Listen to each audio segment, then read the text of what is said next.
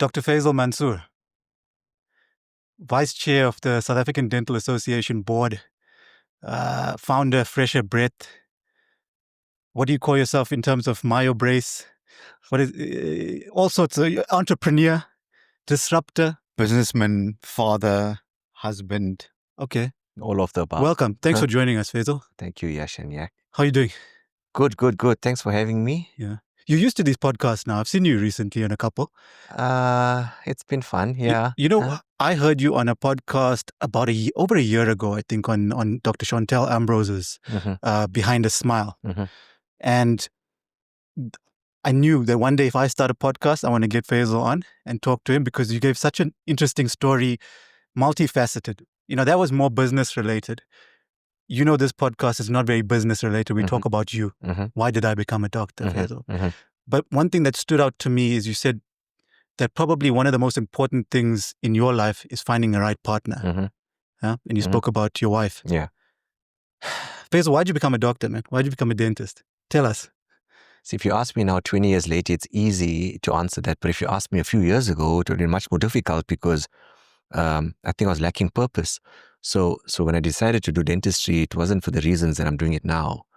I tell my kids, in fact, yesterday, one of my daughters asked me, why did I become a dentist? And I said, honestly, I think when I was in school, there was a girl in my class and her father was a dentist and the oak drove a Ferrari. And this was in the 90s. And this is in Durban, right? And I thought, wow, if he can have the doctor title and when cell phones just came out, his daughter was kind of the first one to bring a cell phone to school. She used to leave it on her desk. It was one of those Nokias, right? And at that point, most adults didn't have cell phones. And you got someone in grade 9 or 10 got a cell phone, father picks up in a Ferrari. And I thought, okay, you know what? That okay has a life. And that's the life that I want, right? Only to discover that it's not as easy. It's easier said than done.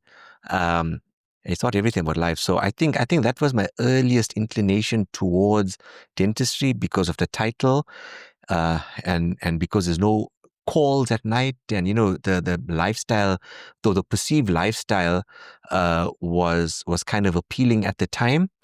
And I think that's the reason. I mean, there's no passion for dentistry. I didn't even know what dentistry was besides fixing teeth and cleaning gums. And then obviously over the last 20 years, it's been a journey of a love-hate relationship with dentistry. As much as I tried to leave, something always pulled me back. And 20 years later, I wake up every day excited to be a dentist because of the type of work and the type of things that we're doing. But to answer your question, I think the intention to become a dentist was kind of on the wrong premise. In hindsight, it should have been for the love or the passion or something more genuine, more authentic, drawing me in. It wasn't that case, unfortunately. There's one of the posts from a previous podcast that you've been on with Elton Lau. It went viral where you spoke about dentists being doctors. Yak always has a bit of a dig at, at dentists. The self-loathing dentist. Self-loathing dentist, where he talks about dentists and doctors. Should we introduce this guy as well? Okay, well, you remember it's a video and audio podcast. So there's, for the listeners, there's a troll. Can we call him a troll? There's something on the desk here. What is this, Faizel? So this is not just something. This is called a sensory homunculus, right? So after the podcast, you can Google it, right? And I commissioned him with a sculptor in the UK. So he's the 164th homunculus in the world, right? I think the first in Africa. So if you look at his skin complexion, I commissioned him to be reflective of our demographic. And why he's important, it's because if you look at his proportions, right, you'll notice the big hands and the big head, but everything else is kind of tiny in relation. Are you sure there's just make this a PG rated episode? I've got a side view here of what's actually going on. And I had to commission the loincloth as well to cover his proportionate. His proportionates, right? And the reason I commissioned this sculpture is because from a ratio perspective, he's the ideal ratio of the brains a priority for body function. So you would think that the heart is the most important organ in the body, or the cardiovascular system is the most important functioning, but the homunculus shows us it's actually your hands and your face, right? So if I'm getting you right, the larger the proportion of the body part, the higher precedence it takes on in priority. Yeah, in priority. Yeah. Right. Wow. So hands are more important than the brain. Yeah. So it all comes down to the brain prioritizes function for survival. So if you got someone who's in fight or flight, right, you're going to need your hands to fight. You're going to need your hands to be part of the running away. Survival is also eating and drinking. You need your hands to bring food to your mouth, right? So this is the body's priority. So in a situation of fight or flight or sympathetic stress, these are the structures that the body will prioritize. Therefore, the sensory homunculus. Now, why that's important to dentistry and why I had him made is that I use this to explain to patients the importance of the mouth. And this will tie into your jokes about the doctor dentist, right? Because I've heard in other podcasts of yours as well. And I was of the same opinion, right? Yes. Well, what was your question, Yash? Well, no, my question was going to be, are dentist doctors? Somebody commented on my post recently and said, Dr. Naidu, do you not believe that dentists are doctors? Yeah. And I just said, well, subscribe to the channel and find out more. I didn't want to give an answer there. Okay. So I hope that I can give you the most clearest answer to that question, because of kind of where I am at this part or at this point in life. So obviously in the early days, I was kind of adamant that dentists are definitely doctors because we do everything else that everyone else does. And I think it's sad that we actually have to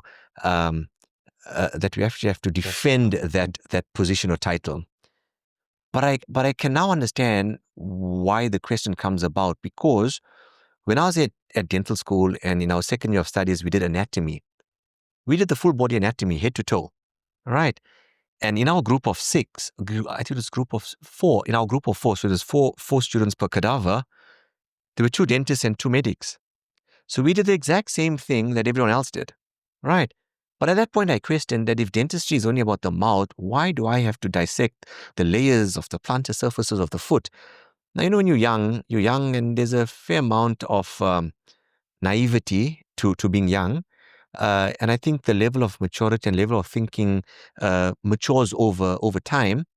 And a few years after, the dental curriculum was cut to just head and neck anatomy. And I think now it's not even head and neck dissections; it's basically head and neck observation, if I'm not mistaken.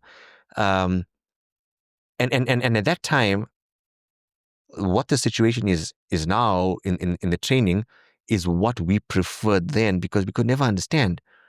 But now that I understand the correlation between the head to toe, right, and that if you make unilateral decisions about the mouth, you can affect other body systems.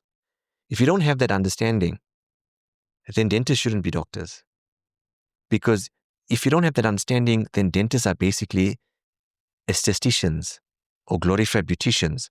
Because the sad reality is, over the last 100 years, when medicine and dentistry were attached at the hip, I mean, even at the Health Professional Council's Medical and Dental Council, why medical and dental? Why such priority to dental? Because you can't separate the medics and the dental. We are always attached at the hip. But what's happened over the last 100 years, if you look at where medicine has gone, it's become very symptom-orientated. You go to any doctor, any specialist, you tell them your symptoms, and they want to find solutions to calm those symptoms. And you go to dentists, and it's mostly about whitening, veneers, crowns. Cosmetics. All cosmetics, all cosmetic. Now, if you're moving towards cosmetic, it's very technical. And to have a doctor title, it means there's healing behind what you're doing. There needs to be healing. And you can't tell me bleaching someone's teeth is healing, or putting fancy veneers is healing. Those are all cosmetics. But if you're doing something to enhance that health challenge, and you understand the role of that health challenge with the rest of the body, or how things in the rest of the body can manifest And I don't want to say the mouth, because the mouth is just a part of a system. And we don't look, as dentists, we don't look at treating a system. So I mentioned the other podcast that if you look at specialists of systems, they treat systems, right? You don't get a cardiologist that's just treating the heart, but he's treating the cardiovascular system, and he's the specialist of that. So if dentists don't become physicians of the stomatognatic system, then I don't think they should be called doctors. You mentioned one of the things that enticed you to the career of dentistry as a youngster, seeing the girl with a father who had a Ferrari and a doctor title. I mean, and you've mentioned this quite a few times, title. I wonder if dentists didn't have the title doctor, would you have thought about becoming a dentist? I think that was one of my influencing factors, right? Because I think human beings by nature like to be liked. No one likes to be disliked. And I think human beings like titles because titles allow you to be liked. So at that age, that's what you think is important in life, right? You want to be liked, and you think a title will automatically give you a ticket to the game to be liked. But as I said, how you think in your teenage years and how you think 10, 20, 30 years ahead is different because of the experiences that you have in life. I mean, you're going to have ups and downs, and you learn from those ups and downs. Looking back, I laugh at my younger self, right? But I never knew any better then. And no one at that point guided us to do career counseling. I mean, now my kids will talk about career counseling, and we will do it as parents, but our parents never thought about that. It was like you become a doctor, a dentist, an accountant, a lawyer, and that's your options, And I mean, if you look at that's how the Indian community kind of guided, and I'm sure it was your guiding light as well. These are the options that we have in life. So it was a very different world to what we have now. And at that point, this made the most sense to me. And I went with it. I love your answer. It shows growth, right? And I can totally relate. When I was young, one of the main factors was the doctor title. I have the DR title and the dollars. One of one of the guys in my class even said I did dentistry for the DR and the dollars, right? But then as you get older and you mature, you have different perspective, right? My perspective now, to answer Dr. Sidibe's question when he commented about, do I not think that dentists are doctors? To be honest, I don't care. Like, what's the point? Whether you call me doctor or mister or even sir, it makes no difference to what I'm doing, right? This leads on to my question. If somebody calls you Mr. Mansoor, do you correct them? I don't care. I honestly don't care. Yeah. Maybe 20 years ago I would have, because it's cool to see doctor on a letter coming to you, right? And when you graduate and you have that doctor in your certificate and you go to do your comm service and you're this young oak with no experience, but people are calling you doctor, you feel that you've achieved. But honestly, as you mature in life, you realize how childish that thinking was. But it's difficult to tell a younger person that. You have to experience it to know that it doesn't matter. Explaining the ego and egocentrism. Yeah. So now it doesn't matter. But back then, it did matter. Because you justify, I spent so many years studying so hard to get this. I deserve this. And honestly, you really don't deserve much, to be honest. Yeah. Wait, but on that note, just to clear my name, because I mean, a lot of people know that I'm a self-loathing dentist. Okay. But we had this guest on the show recently, and I came to this self-realization as I was talking to him. So he's an endodontist. He treats, he does root canals.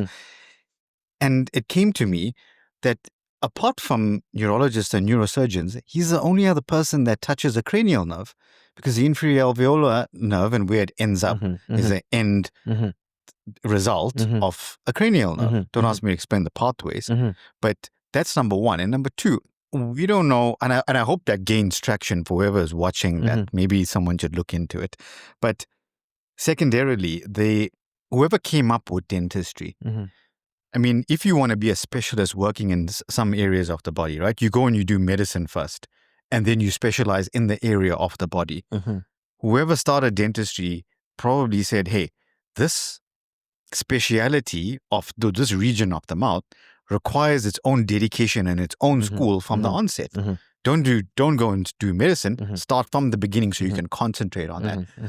And then also leads me to that understanding that, I mean, we can somewhat treat systemic conditions, right, to a limitation. But you go ask a medical doctor, and maybe medical doctors who are watching this, ask them to do an extraction, or ask them to place a veneer, or ask them to do a woven whitening. Majority of them wouldn't be able to do that. So it doesn't work both ways. Yeah. And to nullify and indemnify myself. I think dentists are really cool. And thank you very much. So let me add on to that. So the reality is that teeth were pulled by barbers 200 years ago. And the way we have a dental chair is because patients or clients went to a barber's chair, and that's where tooth were pulled. And I think that's the early phase of dentistry. And then in the early 1900s, you had the Giz report and the Flexner reports that were commissioned by the Carnegie Foundation. So one report looked at training of medical professionals and one report looked at training of dental professionals. And the intention behind it was good, behind commissioning these reports were good, because there were so many different schools of thought and so many different ways of treating patients, and just wanted to kind of standardize the learning. And I think in that kind of standardization, they say that the road to hell is paved with good intentions, and out of that good intention came the split between medicine and dentistry. I think the other thing is when you look at our medical colleagues, whatever they're treating, right, is within the body. It is not accessible by anyone. The mouth is accessible by everyone. So it seems that because the mouth is accessible, you don't have to operate to get in. It's on a lower hierarchy of importance than every other medical specialty. And I think that's where the issues come about. If you talk about neurology and the inferior alveolar nerve, actually, dentists should be neurologists, because on every function of the stomatognatic system, there's neurology involved. It's the only system that has hard tissue and soft tissue. It has neurology, it has a vascular system, it has lymph nodes, it has everything combined. It's also the entry of the gastrointestinal system, right? So our system is like the melting pot of so many other systems. So if that's the case, we need to know what the impact would be on every other system. Like if you just look at our microbiome, and people talk about the gut microbiome, right? What replenishes the gut microbiome? Every time we swallow, we're moving oral microbiome into our gut, right? So if you don't understand how a system functions, you're only going to limit yourself to fixing what you can see, which is teeth and gums. And I think that's the mistake that we've made as dentists, and that's where the dental profession has failed us. We haven't thought bigger. We often say, think out the box, but you can't say think out the box. You got to know how to think out of the box to think out of the box, right? I hear lay people say think out of the box, and it sounds cool, but actually do it. And it's a very difficult thing to do. And I think that's what's failed us. I think academics has failed us. I think, and this is throughout the world, right? So I think unless and until that changes, and we don't hold ourselves to a higher order, right, we'll always be looked at as people that just fix things, right? It's like fixing a pothole. I mean, we're not fixing potholes on teeth. We need to understand why the tooth became decayed in the first place, or why the jaw are narrow and the teeth are crooked in the first place, or why the face is recessed. We have to start asking why. And until and unless we don't ask why, we're always going to say, oh, but you're just a dentist. You can't just be a dentist, right? You need to be a physician of that system. And we need to start thinking that way and moving in that direction. Yeah, I mean, as I got older, my view is that this doctor-dentist debate is all about status. We just want to say, you mentioned the phrase, you're just a dentist. Who says that? It's usually the doctors, right? The medical doctors. You actually say that, though.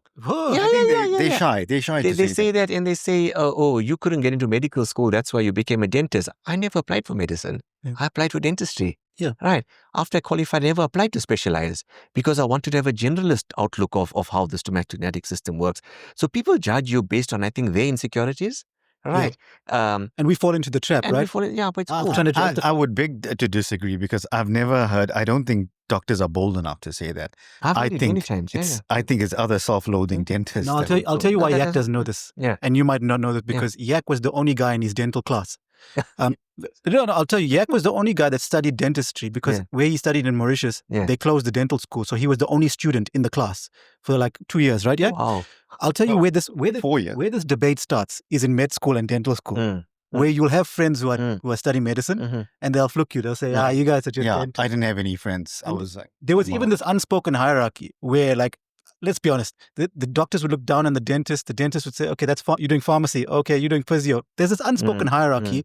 And then it sort of manifests later on in life where we start having these debates among ourselves. And this is a debate that happens because clearly... Does it happen now still? Like with qualified doctors? It doesn't happen only with in med school? It doesn't happen with me anymore because I think I've come to a point where I can kind of walk the walk and talk the talk and show them the deficiencies in what they are doing, right? And before we never had the guts, because how can a person that fixed teeth show a medical colleague or a medical specialist deficiencies in what he's doing? But when you can, then it kind of doesn't just level the playing fields. It kind of garners a different level of respect that was never there before. And that comes from asking why, and finding answers, because the world is full of answers. We just got to search for the information and the knowledge, and I mean, everything is there. And I think ever since I've pivoted the way I do things, it's changed. So before I kind of felt that same way. Now I don't, and even if it comes up, I mean, I can go into a debate with someone that may potentially embarrass their knowledge. Not to say that I know everything, but I can show the correlations of certain things, which just people could kind of be stunned by that. It's all evidence based, but I think the more knowledgeable you are in a subject, the more confident you are, so nothing else matters. But this is why I feel like it's a debate not worth having, because not everybody, we all know, we all have deficiencies, right? Sometimes even your patients might know more about a condition than you. No doubt. So what's the point? Why do we even have this debate? Now tell us, what was it like childhood? Where did you grow up? What did you do? What did your parents do? I grew up in Durban. So that in those days, it was kind of just before apartheid was kind of disbanded. So it was pre-94. So as we kind of apartheid and Madiba became president, I was in my teenage years, so in high school. So before high school, I mean, Indians used to go to Indian schools, and it used to be the House of Delegates at the time, and you had House of Representatives. And we used to look forward to the head of the House of Delegates visiting our school once a year, because we knew the day he visits, he's going to give us the next day off from school. So we used to look forward to that. So there were only Indians in your school? Only Indians, because that's how it was pre-94. And where was this in Durban? This was in Durban. So I went to so my primary school was called Anjuman. It was in Leopold Street in Durban City. And then I went to high school to Orient, which was near the Greyville Racecourse. And that's where I matriculated. So that was kind of early childhood. My dad still has textile business in Durban. So at the time, he was probably the largest distributor of blankets in the province. So that was his trade. And I grew up in that, and being the eldest, I used to often help him on holidays in the shop and those type of things. If there were customers coming from out of town at night, I used to go with him to the shop and serve them. So kind of that's kind of how early childhood was. So you didn't have like school holidays. You were basically working. And I loaded it at the time because my friends used to wake up late, and most of my friends whose parents were doctors and dentists literally had the life, and I had to be at work. And at the time, you kind of have some remorse, but if you fast forward, the skills that I learned from an early age, like the work ethic from, I would say the earliest memory I have of trading, of selling, probably around the age of 6 or 7, right? And you don't realize the skill of selling that you ingraining in yourself from a very, very young age. I mean, customers walking past, you'll offer them dishcloths and face cloths and toys and whatever you can sell. And I think that's kind of the earliest memory I have of some sort of entrepreneurship, because I knew from that age that this was the cost of the item, and I had to sell it for a markup. And at the end of the day, when my father tallies, there must be profit. And we managed to do that successfully. I mean, there were some days where we used to sell like 10, 12 grand's worth of, and this was putting a table outside a shop, probably in grade 5, 6, 7, right? And doing 10, 12 grand worth of business selling. I mean, we used to sell a t-shirt, right? At that time, it was $10 for the t-shirt, and the printing on it was, "Don't worry, be happy. Don't worry, be happy." And those sold like hotcakes. And at some point, they were like bath towels that we use, but it was this Valor bath towels where it had a print on one side and a towel on the other. And I remember as part of the stock, so the stock used to come kind of assorted. And as part of the stock, there was this towel with a SL500. Mercedes. Now in the 90s, the SL500 was probably the most gorgeous car. Even if you have to look at it today, like 30 years later, it's still such a good looking car. And I told my dad, can I have this? And I took that towel and I put it in my room on the wall, right, as a motivation. And one day I'm gonna have that. So that's kind of my earliest childhood. And you can see that it's innate in you. I mean, anyone can do an MBA, but those skills that you learned it's so translatable to where you are right now. Because I see you as a businessman. Now I appreciate it now. Back then, you don't appreciate it because you don't know. I appreciate it now because of it. Besides that, it humbles you, because if you try selling something to somebody, there's a chance of rejection, right? And if we can get through rejection, right, it's unbelievable what you can achieve. And from that earliest days, I had to get through rejection, a customer just walking past and not giving you the time of day, or the customer that comes to buy, and then there's an opportunity of upselling to them. So you come to buy a dishcloth and you sell them an enamel mug with it, or you sell them a face cloth with it, or sell them a toy for the kid, So it just on your feet allows you to do that, and I think most kids nowadays are lacking that. They're lacking that, and I think that's why there's so much of issues of self-esteem. Yeah.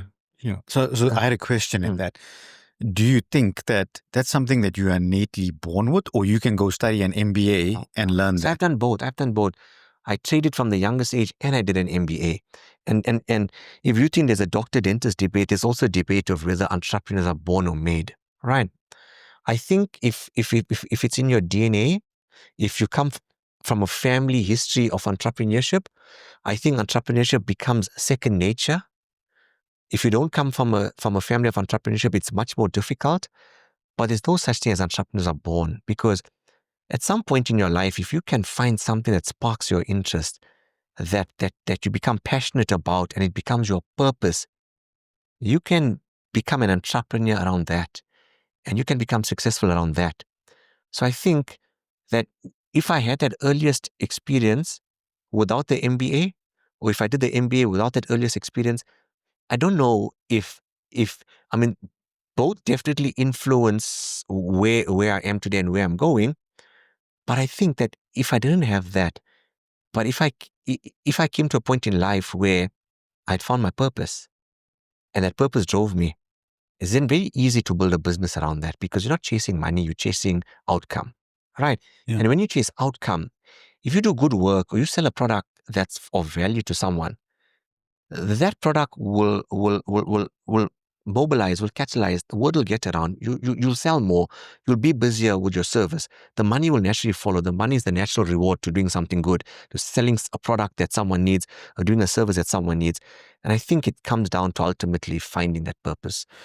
So when your old man told you as a youngster, 5-6-year-old, sit there and sell, were you reluctant to do it, or you just sat and you saw? My earliest memory is that I initiated it. I told him that I want to sell. And then I regretted that, because I sold well. Okay. And then that became a norm that every holiday you're going to be selling. Right. So I had itchy fingers to say, hey, you know what? And I remember so clearly. So it is genetic then? I don't know. But I remember so clearly. I have this memory that's so crystal clear. So I mentioned earlier that my dad is a distributor of blankets, and that was his core business. So at that time, there were two large manufacturers in the country, Waverley and Aranda Textiles. And I remember very clearly, so the blankets come packed in boxes, in cartons, 20, 25 in a carton. And I remember so clearly, I didn't have a table to sell. So I took one of his boxes, I stuffed it with face cloths, and I put product on the top, not realizing that box is going to be so heavy to take outside, because I've stuffed it to create a tabletop, right, that I wasn't able to. So when he saw that happen, he reckon, you know what, I'll arrange a table for you. So then he arranged a table, and that's how we started. But my memory is that I initiated that, and my regret is that because I initiated that, he took it as a sign that there's this oak that's interested, let me get him every Saturday or every holiday to do that. And then I was caught doing that whilst my friends were having fun out there. And your siblings? See, they got away because I did that. And yeah, so they got away with that. Yeah. But then you decided, I want that Ferrari, I want that SL500. So being a dentist is the way to do that. Let me apply. Well, I thought this girl in my class whose father drives a Ferrari. There was a Ferrari Testarossa. Okay. Right. And you could get a mile away before we came to fetch her. Because if you know the sound it makes, so you know the Ferrari is coming. And it was so low that even as a teenager, you could see over the roof of it, right? So that was, I would say, inspiration to say, wow, he's got the title, he's got the big house, he's got the fancy car, he's got all This of was that. the Indian guy, right? And this is 90s Durban, right? Where nowadays you see Porsche and Ferraris everywhere, right? Back then to see, it's like a UFO, it's like a rare sighting, right? And I'm saying, wow, this was got it made, and maybe that's what I need to do. So I applied. And you didn't apply for medicine or anything? You just applied for medicine. I applied for dentistry. That was my first choice. I applied at all universities. I got in at Pretoria, because Pretoria generally accepts students in January and the others in early Feb. But my heart was set on Wits for some reason. Why?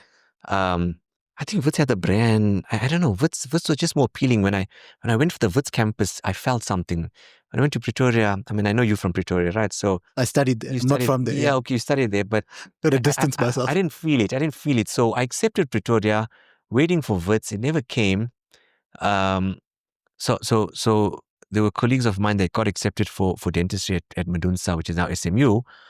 And their families were bringing them to settle down. So they said, you know what, why don't you come with us and see, maybe you're on the waiting list at SMU, maybe at Wits. So I went to SMU, and they turned me down to say, no, you're far down the list. So on the day, it was a Thursday, that we were getting ready to leave back to Durban. So they had settled the two boys down, and the family were getting ready to leave. And I said, let me just call Wits. It was about 9:30 in the morning. Let me call Wits. You yourself? Myself. 17-year-old, 18-year-old. I was now 18, yeah. Let me call Wits and ask them, like, what's my chances? So I phoned Wits. I said, listen, I'm so-and-so. I've applied for dentistry. I haven't heard anything from you guys. Is there any chance? The lady looks, what's your surname? Mansoor. You know what? I haven't worked my way to your name as yet. But if you come in the next 15 minutes, I'll offer you the place. Yes, I probably was there in 11 or 12 minutes. Right. I got the place. This was a Thursday. Drove back with these guys to Durban back on Thursday. Campus started on the Monday. By Sunday, I had to make arrangements to be back in Joburg to start campus on Monday, and never look back. If I look at the whole 5.5 years, when I graduated after 5.5 years, I was one of 7 in my class that started in first year and finished in final year. Every other student had repeated a year. So only seven students had started first year and finished final year in that time period. And I was on the waiting list. And if I didn't make that call, this wouldn't have happened. Yeah. I wouldn't have got the place at Wits, yeah. Yeah, I was going to say it would have changed your life, but actually you would have been at Pretoria and maybe even been a better dentist. I don't know. You know, they say Wits gives you the edge. Yeah. Right. So I think I was drawn by the edge. Yeah. So how was dental school? You didn't fail, so clearly I didn't fail. No, I didn't fail the year. Yeah. But I failed in between the year. Okay. Right. I mean, I literally scraped through every year. I wrote subs. I did whatever I had to do to get through the next year. Moving to Joburg from Durban, was that an easy adjustment? Not at all. Yeah, where did you stay? I had no family here. Initially, I stayed with, I boarded for about 2 or 3 years with a colleague that was a year ahead of me, and he was from Durban as well. And then I rented with someone else, and then I kind of got my own place in around 4th year. So it was tough because the first time you're away from home, you start appreciating that you got to get your own clothes washed, you got to make a plan for your own food, you got to find your own way to university. There's nothing, it's not all sorted for you, and that was kind of the second lessons I learned in life was that you've got to man up. if you want to survive in the world. I mean, Right. I would never have called Wits. Like when you told me the story about how you made that phone call, I just thought about myself at that age. Didn't you get a position? Or Yufti got a position at Wits? Yeah, I got an option. I had a place at Wits and UWC, but the point I want to make is that I wouldn't have taken that initiative at that age. That just wasn't in me then to pick up the phone and there call. There are certain memories I have so clear, and this was crystal clear. I picked up the phone, I phoned the lady. She says, if you're here in the next 15 minutes, right, I will give you a space. And I can't tell you how I rushed to Wits to get that space. It was like, for me, a dream come true, because it's like, these things don't happen. It's like, yeah, but it wouldn't have happened if you didn't do it. 100%. Yeah. So that's one of the other lessons I've learned in life, is that without initiative, nothing happens. You've got to put yourself forward, right? And you got to be not afraid of rejection. And I learned the rejection thing from selling at the age of 6, 7, right? So by the time you fast forward 10 years, when I had to make that phone call, I wasn't afraid of rejection, right? And I could have been rejected, and that would have been okay, right? Because I would have then ended up at UP. But I wasn't afraid of rejection. I made the call and I went and I presented myself, right? And it was a win-win. I think that might be what sets you apart from others, because professionals, doctors, dentists, when we used to doing well in school, getting good marks and getting accepted into everything, right? We're not used to failure. And you, from the age of 5 or 6, had conditioned yourself to become accustomed to failure and learn that it's not a problem, because the next sale will come. Okay. So you don't learn it so early on that it's not a problem. Yeah. You've got to fail over and over and over again to become immune to it, right? Because it's very easy to say, don't take rejection. But you have to have such self-belief in yourself and your own abilities to be able to overcome rejection and failure. So I think the more you fail, the more immune you become to it, and the easier it becomes to accept failure. But then you get to a point where it's not just easy to accept failure, but you also find opportunity in failure, right? So if something hasn't happened this way, maybe there's another way it was meant to happen. Or maybe it's taken me down another path that you never anticipated. So often people stop at failure. They go into a corner, they mope, and they feel sorry for themselves. But the most successful people in the world look at that, learn the lessons from it, and just keep moving forward. The secret to success is that I've learned is that you just got to keep moving forward. It's not an overnight, right? It's gradual steps. But the thing is, keep moving. Don't stop or go backwards. Keep moving. However small the step is, just keep moving, and you'll be amazed in time how far you've seen how far you've gone, and what you could achieve, or what you've set yourself up to achieve. But the secret is never to stop, just to keep moving ahead. I'm getting goosebumps listening to this story. Dental school, any funny stories from dental school? You just breezed through, no issues. Nobody forced you to go and shave before you could see patients. No, we had that as well. Oh, many of that. I mean, in dental school, they groom you to have your button, your collar tight, and your even tie. at Wits. Yeah. It was like a military, like I mean, they lied to us. That's the bottom line, right? Yeah. They lied to us to say you're entering such a prestigious profession, right? I never felt that when I got into practice, right? What makes it such a prestigious profession? Oftentimes, patients come in telling you the first thing before saying hello is that I hate being here. Right? Before saying hello, how are you? I hate being here. There's no prestige around that. There's no prestige around that. So I think the world that our lecturers and the people that taught us came from was very different to the world that we went into. And I think people don't keep up about what's happening in the world. So they think their landscape or environment is going to be your landscape or environment. And it's not that. The world is fast-paced. The world is moving, right? Things are happening. So they're not in touch with our reality, and we may not be in touch with the guys coming out with their reality. So we had a lot of that unshaven, you've got to have your tie, you've got to have your button, you've got to have all of that. And at that point, I used to think to myself, like, why is that important? Isn't the skill of training me more important? And I think they failed at training us adequately, because I was never a confident dentist when I came out. When I graduated, I wasn't confident. I mean, I learned a lot of extractions in my comm service because I did something like 5,000 extractions, right? But that's not dentistry. So I think they failed us by focusing on peripheral issues and not the issue at hand. I was talking to my kids the other day, and we're talking about their exams and the grades they're getting. I told them in my 4th year, in my very first maxillofacial surgery exam, and I studied for it, I got 37%. 37%. Right. And I was called out in front of everybody, right, to say, you've got the lowest mark in the class. You're going to repeat this year. Remember, I never repeated any year before that. I wrote subs, I failed in the year, but I never repeated the year. I told you earlier that I was one of 7 to have graduated without failing a year. In my 4th year, the head of department is telling me, you are going to repeat this year. I had the lowest mark in the class. Why did they do that? Did they try to motivate you or humiliate you? Or both? I think both. And I think it was very the authoritarian way of training. And that was the way. So I was very embarrassed. I was embarrassed. Dental school is small for people that don't know. It's like 40 in a class, we had right? 24 in our class. It's like high school almost. 24. 24. Right. Yeah. Yeah. So it's not like a big class. Everybody knows everybody's names and they know their reputations and this and that. Yeah. So after the lesson, I went to our office and I said, Prof, I'm not going to fail this year. You tell me what it takes. What do I have to do not to fail this year? She says, if you're serious about not failing, every Thursday morning you will meet me at 9 a.m. and we're going to do ward rounds and I'm going to be asking you questions and you're going to be observing what we're doing. Right?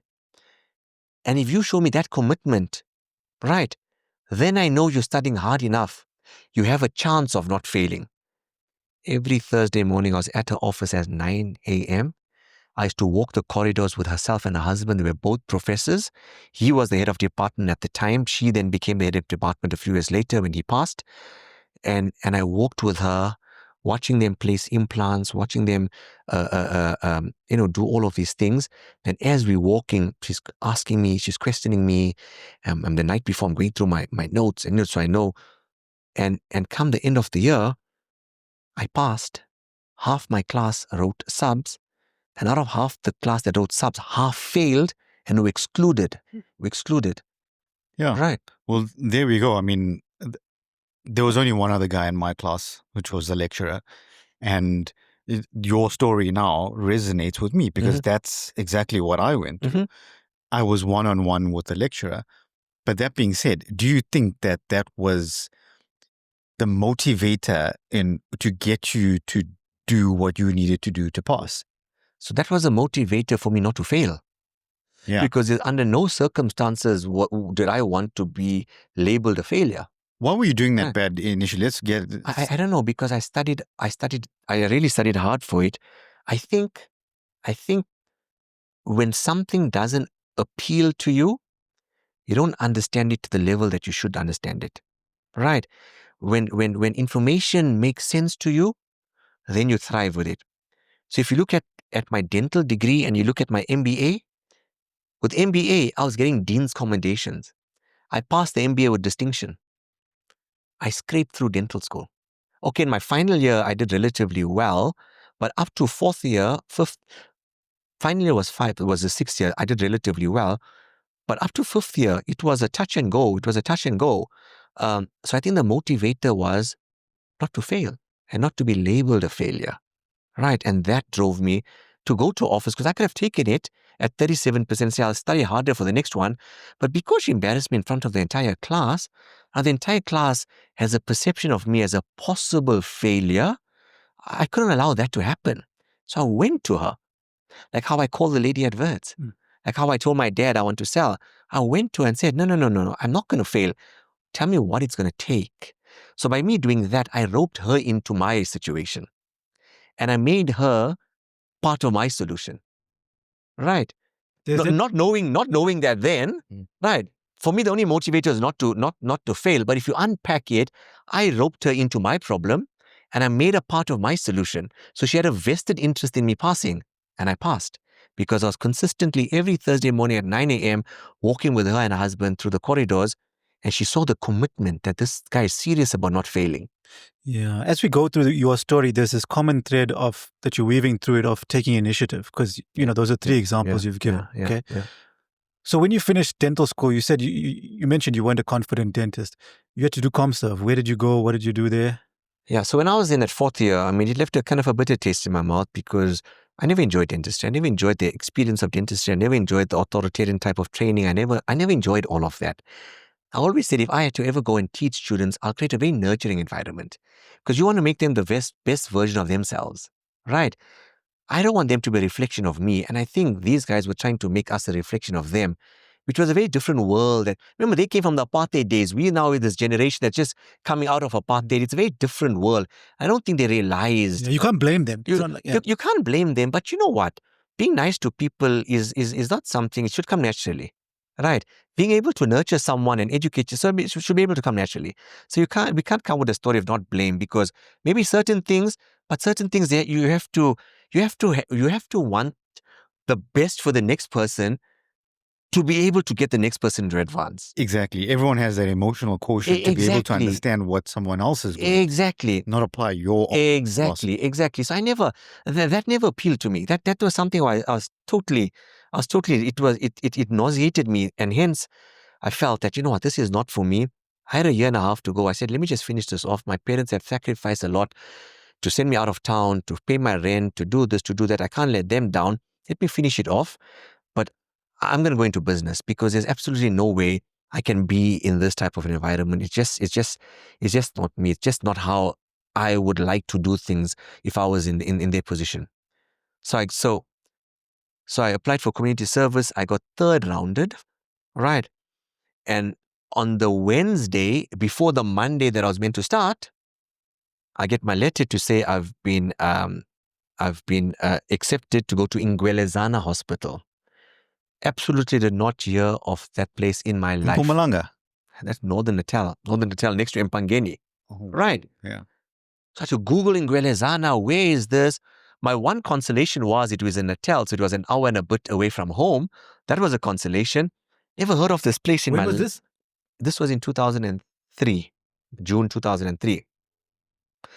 So anyway, I spoke to my parents. I said, this is the story. They're trying to see if they know anyone in Mpangeni that can help me because I got to start work on the Monday.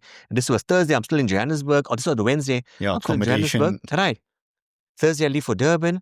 Friday, I take a drive to Ingwelezana to see the hospital to see if I can make a plan. Monday, I need to report to work. So my dad had a customer there. They had agreed for me that I could stay with them for a few days whilst I look for a place. I stayed with him. I then met the store manager of game stores. He was just transferred from Pietermaritzburg to Mpangeni to run the game store. And someone told me, you know what, he's just moved. He's looking for a roommate. He lives in Richards Bay. Why don't you meet him? So I went to game. I went to meet with him. He says, okay, come see the place. I went and saw the place. It looked decent. I said, okay, do you mind if we roommate? He reckoned, no problem. We shared the rent. We became best of buddies. We used to go and have supper at night. So then I lived with him. We shared that house for that year. Every Monday morning, I used to leave home at 6 a.m. I used to be at work by 8. I used to leave on a Friday, have the weekends at home. So that was probably one of the best years of my life for two reasons. The one is that you're earning some money that you never had. It's not as much as the Oaks earn nowadays, but it was something that I never had. And the other reason was the freedom.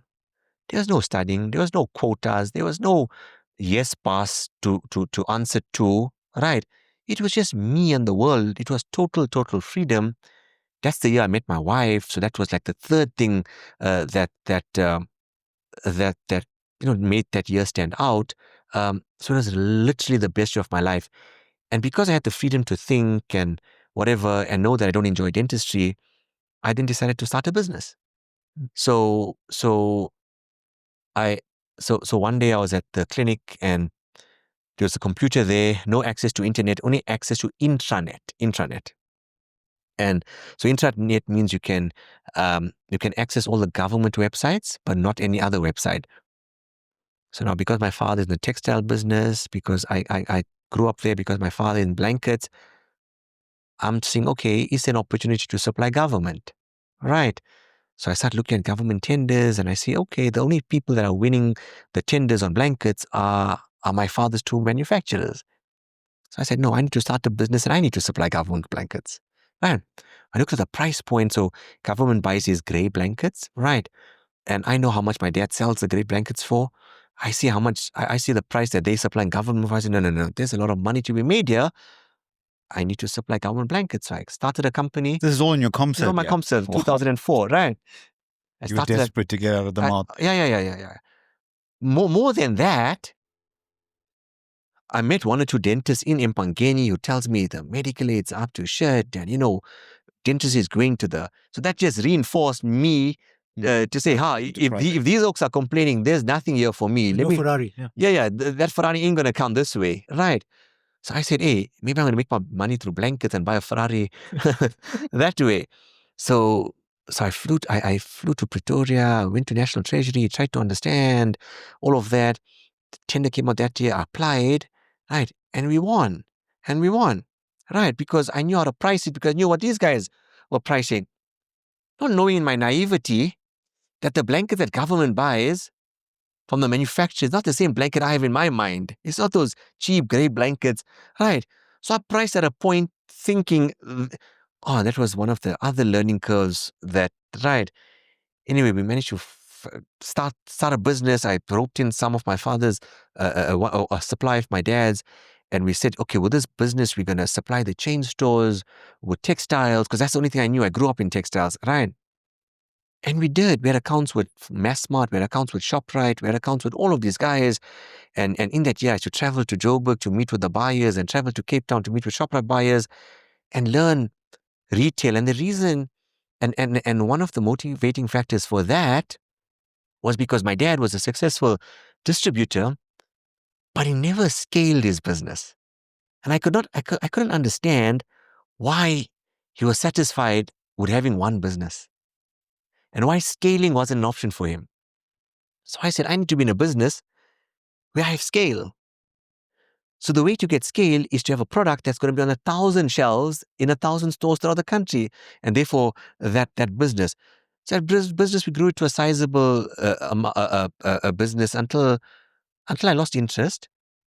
Because one of my mentors asked me, at that time, Massmart was doing a deal with Walmart to buy over Massmart. And I was doing my MBA. And my MBA thesis was Growth Strategies of South African Retail Chains.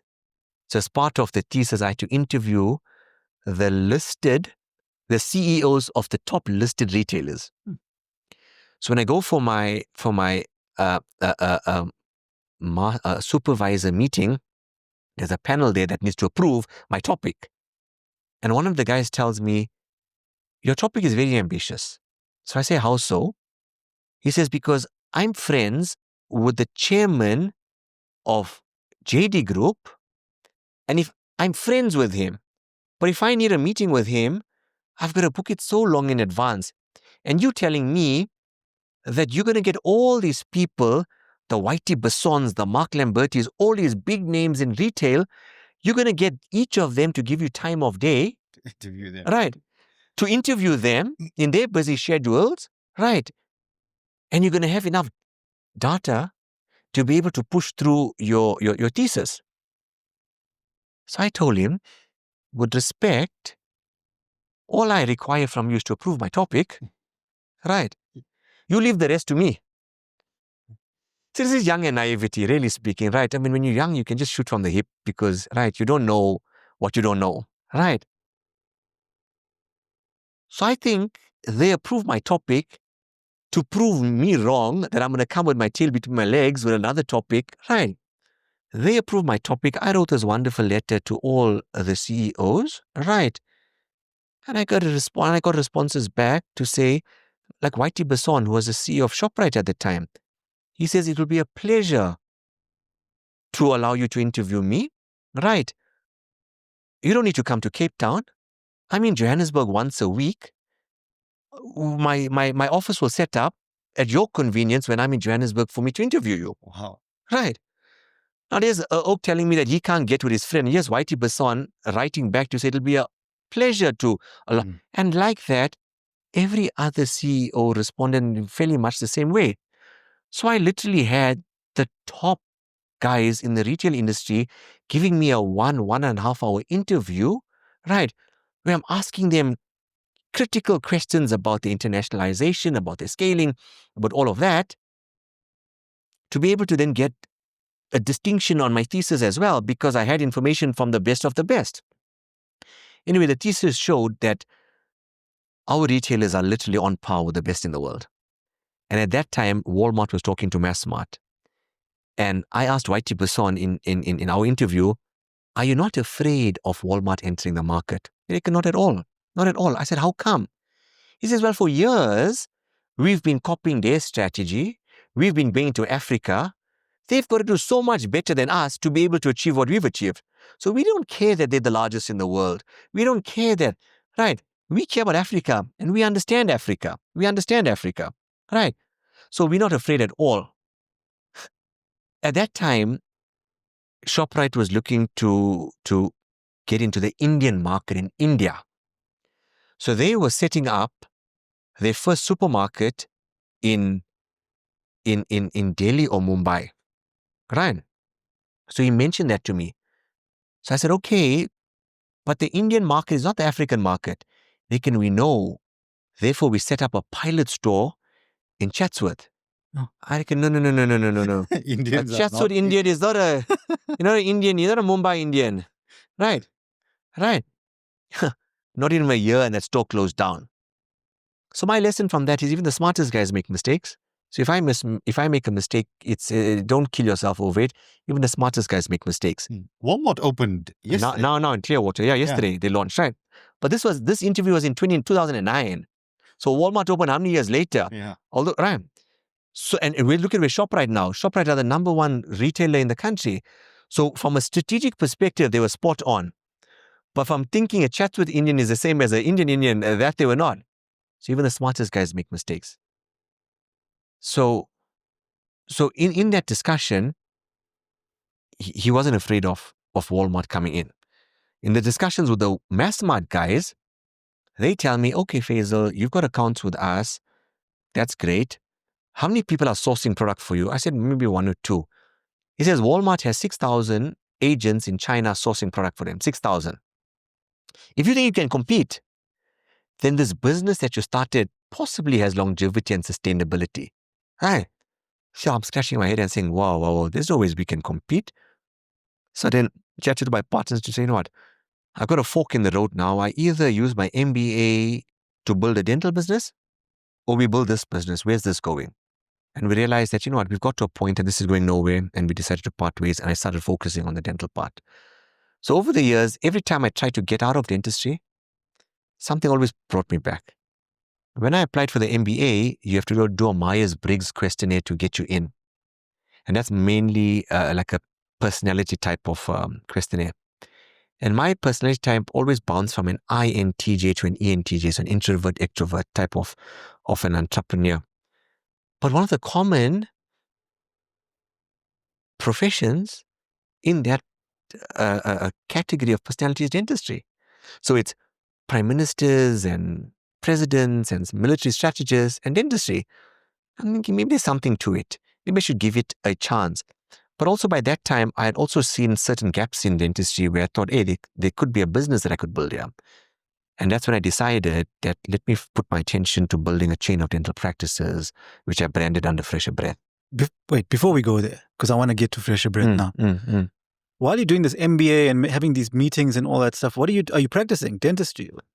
Yeah, because if I go back to saying when we got the government contract, because I underpriced the item, not knowing the quality, because they have to have an SABS approved blanket. So I really shot myself in the foot. So in that year, that business lost money and I poured all my earnings on ComService. I borrowed money from my dad.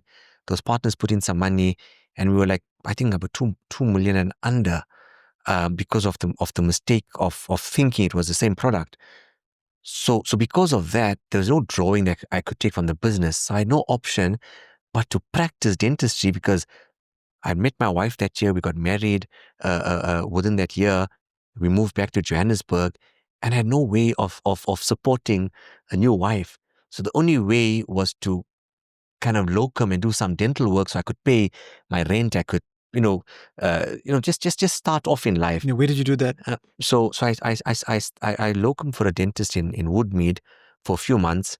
And then his receptionist knew a receptionist in a practice in Braamfontein who said they're looking for a dentist. Am I like open to an interview? I went and interviewed. I liked the setup, and that's where I started. So after a few years, I bought in, and then that's kind of where it started from. And you do the MBA while you're doing all this? So I was doing the MBA. So what I used to do is to book patients Monday, Wednesday, Friday, Saturday, and I used to take Tuesday, Thursday off to focus on MBA. So there are often times between patients, I'm finalizing assignments and all of those type of things, stealing time wherever I can just to do MBA work. So I kind of did it, and then obviously there's lectures after hours. So I did it concurrently. Yeah, because they say that the MBA is a degree that like ends relationships. No, it does. When I went for my interview, that's what they use the exact same words. Yeah. They asked me, how long have I been married? How strong is my marriage? Right. The MBA, people get divorced doing an MBA. So as soon as that interview finished, I phoned my wife and I said, listen to me, apparently people get divorced doing an MBA. So what she did was, she had just started a position in Investec. So she applied to Investec if they would sponsor her to do something called a postgraduate diploma, PDM. So the only difference between MBA and a PDM is the content is the same, but I do the thesis at the end to get the master's, and there's no thesis in this. So Investec offered her that sponsorship. So then she and I were on campus at the same time. Wow, it sounds like a business pre. I thought it was just in case you divorce her, at least she's sorted.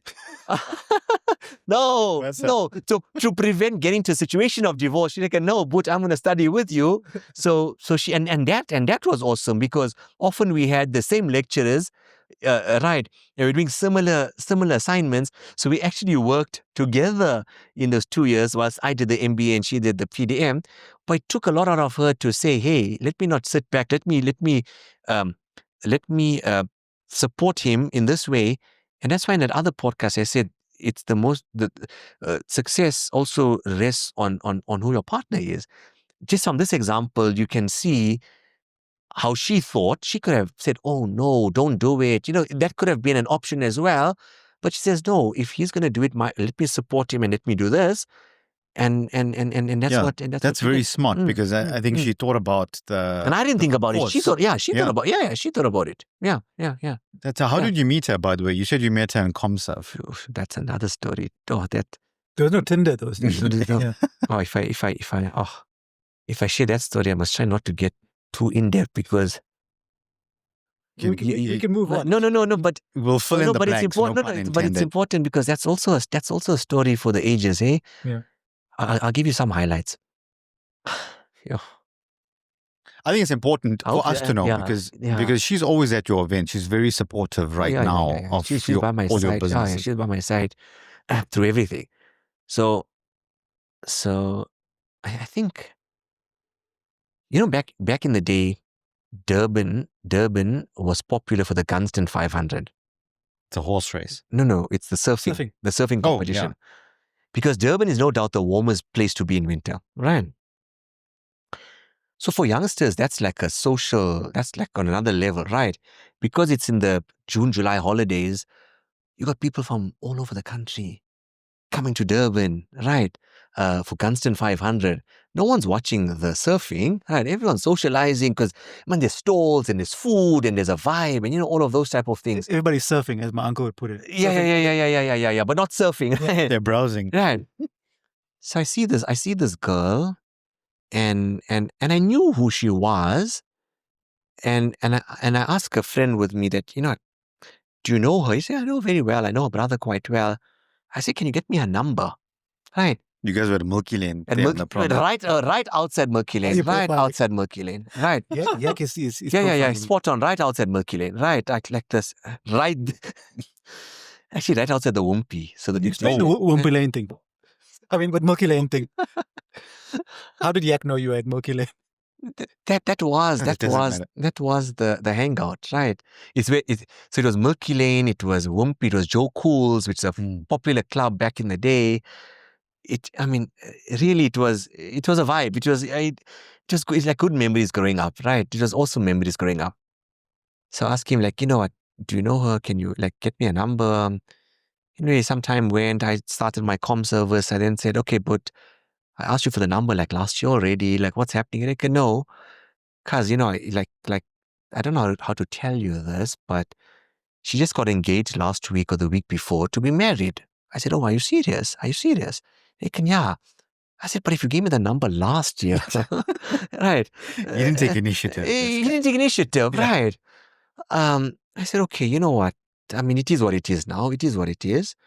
Then I got into my comm service and all of that. And so comm service started in July, 1st of July. So after a couple of months, I phoned him again and I said, cuz, just get me the number, right? Oh, wow, still. Yeah, I said, get me the number, right? He says, okay, here's the number, but I'm telling you. Or he says, no, before that, can I ask her? Right, so he asked her. Good man. Right, Present. yeah. He asked her, he phoned me back, he says, you know what? She says that, no, there's no, there's no chance, right? There's no chance. I said, okay, but still give me the number. So in 2004, it was like close to Valentine's Day. So I said, you know what? I got nothing to lose here.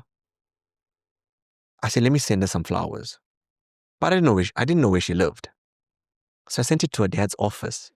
Wow. Now I got that address because her dad at the time had a chain of clothing stores, and there was a clothing store in Richards Bay shopping center. So one day, my roommate and I went to the Nando's to have supper, and we were walking through the shopping center after hours, and I see the number on the door in case of emergency head office with the address. I swear to God, this is I'm sharing you guys verbatim, personal. This is how it happened. Really right? nice. I wish you was here too. So I sent the flowers. It was a dozen of roses. That it cost me $240 because Valentine's Day. So there's a premium. This is 20 odd years ago. We celebrated our 20th anniversary earlier this year. So this was 21 years ago, right? And I got these flowers delivered. Just hoping. I got nothing to lose, hoping for the best. I don't know what I was hoping, I must be honest, right? Anyway, nothing happened. But because he gave me the number, I called her. And I called her and I says, you know what? There's no harm in getting to know each other. I understand that you fixed or you engaged to be married. There's no harm in getting to know each other. And who knows? If that doesn't work out, I'm telling you, when you're young, you're naive. I wouldn't advise anyone to do the naive things that I did. I said, but you've got nothing to lose. The only person that has something to lose is me, and I'm willing to take that risk. So we started, I won't say started talking. She also was very clear, crystal clear, to say, listen, the boys' party is coming like next weekend, and it's now, we're now working on logistics, right? So it was nice talking to you, and I wish you all the best, right? And I was disappointed because I think every initiative, whether it's business or whatever, I mean, I put my best foot forward, right? Hoping for the best, right? That's the first time I'm hearing that you were ever disappointed. Because, I mean, the undertone of your life is that I was genuinely disappointed to the extent where my roommate came home one evening and I was sleeping and asked me, what's wrong? And I said, this has happened. And he laughed at me. He says, dude, life goes on. The Maritzburg guy, they're compassionate. The Maritzburg guys. Yeah, life goes on. And the next day, I go to my room. I see there's a plastic packet with her father's like store branding under my bed, like teasing me to say, right. And okay. And I'm disappointed because in my heart, I felt that this is the one for me, right? And I never felt that way before. And the reality of it is that she's saying nobody, like the game is like, there's no chance here. We're working out the logistics of the wedding and all of that. So I left it. I said, okay. Still, I saying, okay, I understand what you're saying, but if something changes, call me first. Check, there's no chance of it. So now that I'm in that phase, now this is around March 2004. Right? In April, so the 27th is a holiday. It's her mom's birthday. Right? So I was in. So I think it was a long weekend. It was either a Friday or a Monday. So I was in Durbs. Women's Day as well. Yeah, it was right. I get this SMS from her to say, listen, if you're willing to meet me for that cup of coffee, I'm open to it, right? But there's no pressure. If you know, I know when we spoke like a few months ago, I blew you off. But if you're open to it, then I'm open to it as well. But if you're not, then I can totally understand. I reckon, hell yes, of course I'm open to it. I mean, dude, right? So we met in TMJ Centre, right? There's a place called Circus, right? We met there, and now I want to know how come, right? Because just a few months ago, like there's no chance, and how come now this has happened? So, as I said, if something happens, then give me a call. And something happened, and she gave me a call, and that was like, sure, like you can't believe that the situation could transpire. So we started talking, and now I had purpose to come every weekend. Now I couldn't wait to come every weekend back to Durban, and we spent weekends together and got to know each other. And then I met the parents and all of that. And that was April 2004, and Feb 2005 we got married. Wow. And this year Feb we celebrated our 20th anniversary. Congratulations. Thank you. Yeah. There's a product of your of your relationship sitting behind the camera. I just wanted to say, well, first of all, congratulations, but also there's an undertone of perseverance throughout your whole life. Well, talking to you guys, I'm seeing that as well. Yeah. Right. Because I would have given up. Because the way the questions have come from you guys, and I mean these are verbatim questions, these are off the cuff questions, right? Is allowing me to see now that there is this undertone. And I think when you're in a situation, you don't see it, but I'm starting to realize it now as we're speaking, that in everything that I spoke about, there's a common element here. Yeah. So we often joke with our guests after we go off camera that these sessions are like a therapy session almost, because you don't realize all these things. You don't realize these things. Yeah. But no, but thanks for sharing that story with us. Hopefully it doesn't get vetoed. So my kids don't know the full story now. Now one of them do. Yeah, right. There we go. Exclusive. You heard it here. Kiddos. Yeah. And then when you met the father-in-law, he didn't say to you, hey, are you the guy that sent flowers to my head office? You called them. So I asked about my flowers. I paid $240 for it. Right. Yeah. So he just laughed. I still find it funny you remember the exact amount you spent. Because I know it was a premium at the time. Right. Yeah, it was a premium. So when I sent the flowers, I obviously had to write a note on the flowers that my wife still has. Right. And it says, and on the note it says, however much I try to get hold of you, I just can't. So please call me. And I put my number there. Right. She never called me. It's a good story. Right. But when I asked my father, yes. And then she tells me he brought it home, and he says, someone brought this. Someone sent this for you. Like he was upset. Someone sent this for you. I don't expect him. Someone sends that to my office or my daughters. I mean, I'll flip as well. Right. And she's telling him, but I don't know who he is. Right. But now I know what happened to my flowers. It never get thrown in the bin. It actually did go home, and her father did ask her, who's this for? So yeah, when I met the father, she had to brief me and bought me a new jersey and said, okay, you're going to wear this, and he's probably going to ask you these questions. So I met him, and all he wanted to know is like whether I have a plan in life and whether his daughter could be taken care of. I mean, I think that's reasonable for any father. I'll probably do the same, right? And he wanted to know whether, what's my plan? Whether I think I'm going to be a free rider or whether I'm going to make my own way in life. And I think he realized that my plan is to make my own way in life. And I think he was then comfortable to tell her, you know what, go ahead. And then our families met and they were comfortable with each other. And then a few months later we were married. Well, 20 years later, well done for persevering. Well done. The 240 Rand was well spent. My best investment. My best investment. The best investment was 240 Rand. Yeah. Well done. Yeah. Okay, so tell us about Fresher Breath now. Yeah. So then when I decided to then follow the dental path, I said, okay, if I have some retail experience, and my ambition in life was always to scale something, can I scale a dental business? Because no one really has been able to do that. You've got like the corporates that have a foot in it, but no one independently has been able to do that. And then I started that and, got to about 8 practices before COVID. And when COVID happened... 8 practices? Yeah.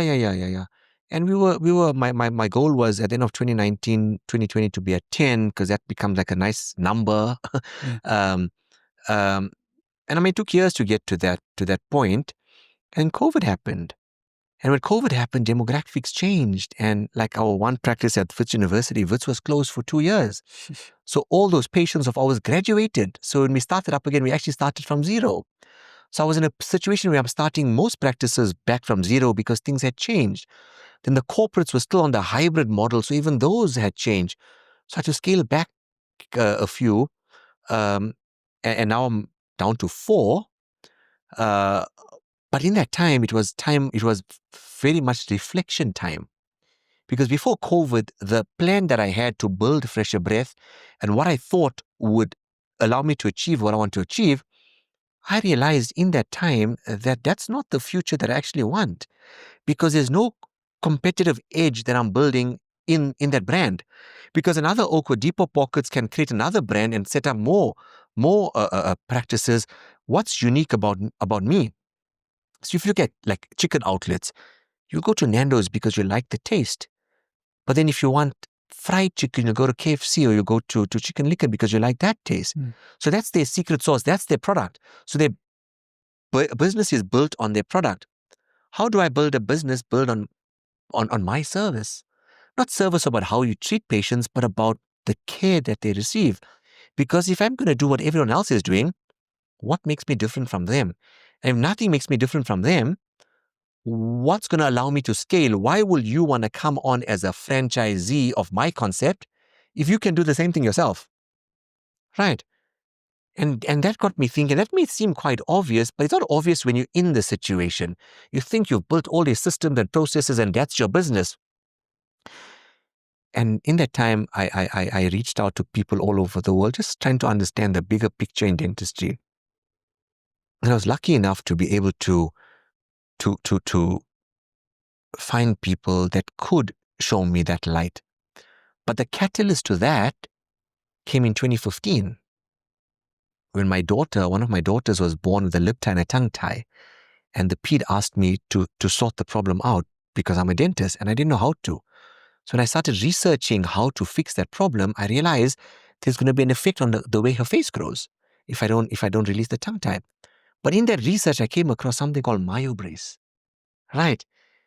Whose philosophy was that you can change problems before it manifests, before the teeth become crooked.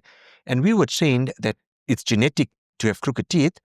And if it's genetic to have crooked teeth, you have to wait until your permanent dentition to put braces. And this is saying the exact opposite, that it's not genetic, it's environmental. And if you get in early enough, you can prevent this. But my whole intention was to find a solution for my daughter. So in getting involved in the Fresher Breath, in the Myobrace concept and business and all of that, I learned about airway and myofunction. Wait, hold on. You fast-forwarded there. So I fast-forwarded because I gave a lot in the previous webinar. No, but you were looking at a solution for your child. For my child. And then you end up being in the business. How did that happen? So when I reached out to them, I reached out to them to find out if there's any Myobrace practitioners in South Africa that I could take her to. Yeah. And they said, sort her out. Sort her out. And they said, no, there isn't. We've tried to enter the market at least 3 or 4 times. And every time we've tried, we've failed. So because of that reason, there's no Myobrace practitioners in South Africa.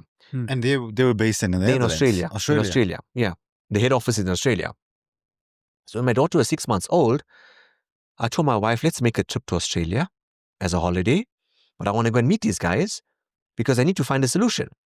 So I set a meeting with them. I said, I want to spend some time in your clinics. So again, not for business. Not for business. Yeah. To find a solution for my daughter, because from my research, I could see that if her tongue doesn't fit in a palate because of the tongue tie, her palate is going to be narrowed. She's going to have crowded teeth, but her face is not going to grow to its genetic potential. So I flew to Australia. She was 6 months old at the time. And I spent a day or 2 days with Myobrace. They allowed me to spend time in their clinics. I had an opportunity of talking to patients. I had an opportunity of talking to the doctors in those clinics. asking them, is this for real? Asking patients, like, are you seeing benefit? Getting that, like, verbatim feedback from patients and the staff and all of those type of things. Then I had a end of day meeting with Dr. Chris Farrell, who founded Myobrace, who developed Myobrace. And he says, okay, listen, we don't have anyone in South Africa. I said, okay, why don't I be your person? So he tells me the same thing. We've tried a few times and it hasn't worked. So South Africa is not for us. I said, give me an opportunity. Let me try and make it work. So he says, okay, but you're a dentist. 4 companies who are in the game. They have customers. They have reps on the road, right? If they couldn't make it work, how are you going to make it work? How are you going to make it work? Here comes this common thread again. Go on. Mm-hmm. So this is going to sound like deja vu. So I told him, give me a chance. If I fail, then give up on South Africa. But you got nothing to lose if you give me a chance. If I succeed, you've got a foot in Africa. Right. He says, okay, we're having our first Myobrace Summit in the Netherlands in November. If I see you in the Netherlands, I'll give you my answer. Okay. Right. Makes sense to me because you went there for your daughter's I went there for my treatment. daughter. So still haven't come back with a solution. Yeah. But I'm saying, let me introduce Myobrace into the market. He says, if I see you in the Netherlands in November, I'll give you my answer. So we have a lovely trip in Australia. We come back. Now I'm stressing about Netherlands. Anyway, I make it to Netherlands with a colleague of mine, Dr. Adams. Right. I met him a few months earlier. I said, Mo, I just got back from Australia about this concept. I went there for my daughter. Just have a look and tell me what you think. He phones me like, Faizel, this is the missing link. I've been doing orthodontics for over 30 years, and this is what I've been missing. No, you must go. I said, okay, Mo, I'll go, but don't you want to come with me? He says, okay, I'll join you with pleasure. So he and I went to Australia. I'm in the middle to Netherlands, yeah. It's cold in November, like 2 degrees. I'm sitting in the lecture and I get called out in the middle of a lecture, right? Get called downstairs to the European CEO's office with Chris Farrell, the founder, is sitting there. She's sitting there. It's like an exam, right? We're sitting across the table. Okay, we've reviewed your request and we have decided that we'll give you a chance. We'll give you a chance under one condition. You take 100 Myobrace with you back to South Africa. Now, purchase. I'm like, shit. You know what? This is not what I bargained for. There's a big financial commitment to buy 100 Myobrace appliances. I don't know the business. I don't have one customer. Right. Sure. I said, okay.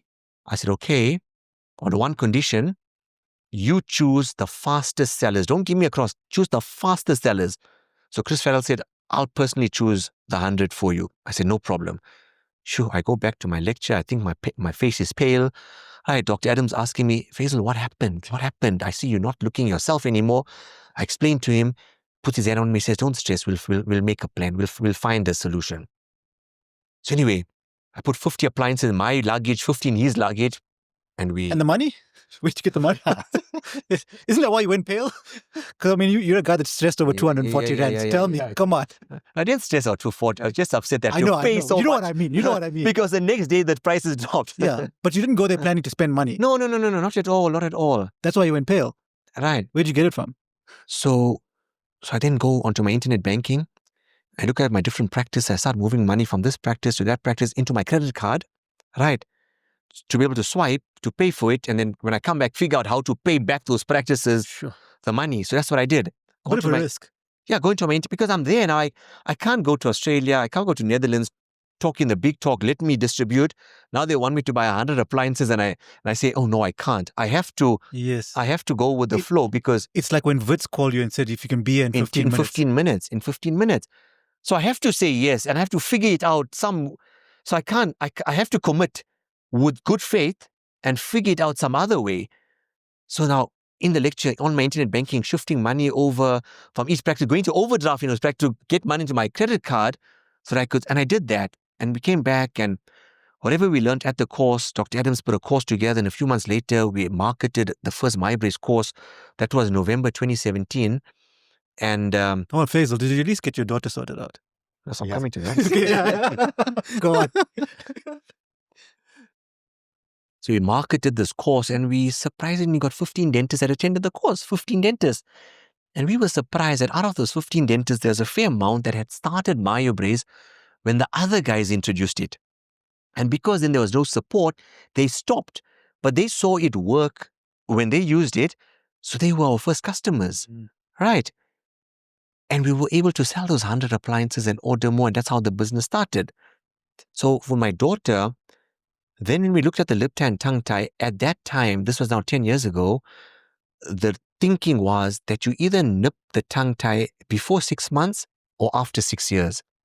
So I then waited when she turned 6, and then we released the tongue tie and lip tie, and then I started on Myobrace. So she's now 10, so she's in a late mixed dentition, she's on Myobrace, and things are developing quite nicely for her. But obviously I use it on my older kids' weight work quite nicely. And that's how that business started as well. But in that business, I got to learn about airway and myofunction and the effect of breathing on craniofacial growth and development. And that's where this guy comes in. Because this guy shows us the homunculus, for the sensory homunculus, that the body will prioritize breathing because it has to do with survival over every other function. So if you look at the proportion of the nose and the mouth, you will say, why is the nose not big? Because that's for breathing. But if the nose is blocked, it's your mouth that has to function, right? So it prioritizes mouth breathing to get you to survive, because everything about survival depends on the next breath. So you have to be able to open your mouth. But if you open your mouth, the muscles pattern for an open mouth, your lips become hypotonic, your muscles of facial expression compensate to keep the mouth open, and then you become a chronic mouth breather. So if you open your mouth, you'll naturally take air into your mouth, right? And when that happens, because the tongue is low, the maxilla collapses, your teeth crowd, and your facial growth becomes downwards and backwards.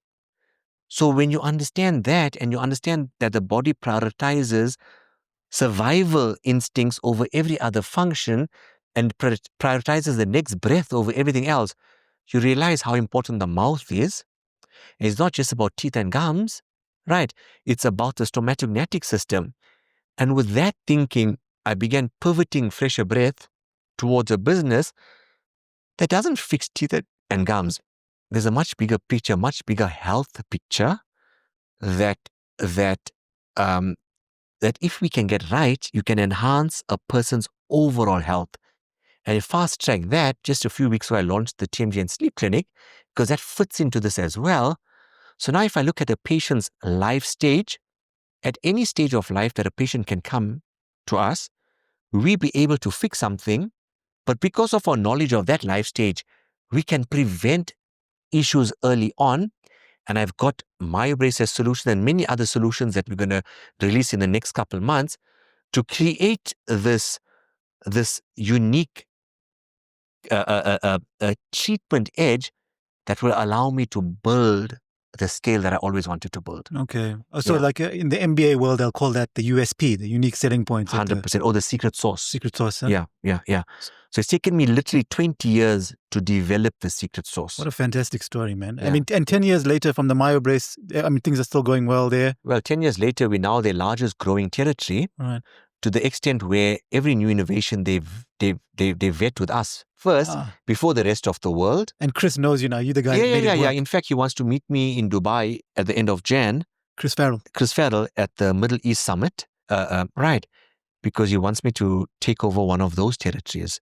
So I'm going to meet him to see now how we can do that. So they're giving us more territory because they're seeing what we're doing. We supply and support dentists in 7 African countries. Wow. Right. All from something that people laughed at when we introduced it almost 10 years. Oh, did they laugh? Oh, crazy. People ridiculed what we were doing like you couldn't believe. Even professionals, I might add. Professionals, people that used to smile and shake my hand started looking the other way. Really? Yeah. It was nasty, but... why? This is the same way the liners industry disrupted certain specialities. Mm-hmm. No, I mean, can you unpack that for the audience, that type of thing?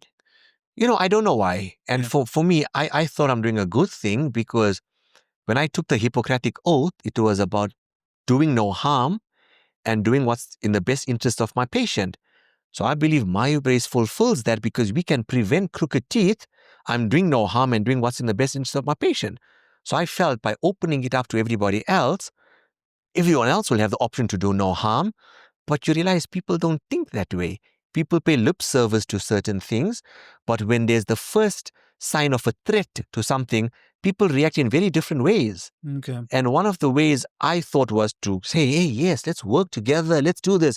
And the exact opposite happened. Okay. To the point where they ridiculed every opportunity of reporting us to the Health Professional Council or the Information Regulator, every and any opportunity to not give Myobrace airtime is what they push. It's fascinating. You never think of these things, when you're bringing in something. Oh, because you do things in good faith. You do things in good faith. You have the best of intentions that others will reciprocate to that best. It doesn't work that way, unfortunately, and I learned that the hard way. And I was aware of when you were bringing that in, and the disproportionate reaction to be preventative with allowing the product. It wasn't. Myobrace essentially is an appliance, right? That someone uses. There are people who are unqualified that are using Botox that don't get reported, or doing microneedling and things like that. So the risk factor is so low. I know, but yet. With Myobrace, you can do no harm. Exactly. But the speciality saw fit that to go, because they were so threatened by it, decided to go and report it as if it could somehow, be so disruptive or life-threatening to the patient. My one of the early wake-up calls when I launched Myobrace is in 2017. We exhibited at the SADA Congress in Pretoria. It's a very lovely conference, right? And that was the first year we won the Industry Award for Innovation. Now, the Industry Award is an award that's voted for by our colleagues. And we had won the very first SADA Industry Award for Innovation.